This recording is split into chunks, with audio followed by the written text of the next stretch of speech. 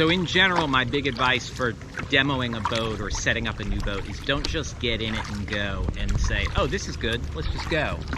Play with, adjust the fittings, adjust the way you're sitting in it to get really a feel for the boat, and then do specific things. So we paddled the wind in all 4 directions, we did sweep turns, I practiced edging in it, and just went fast.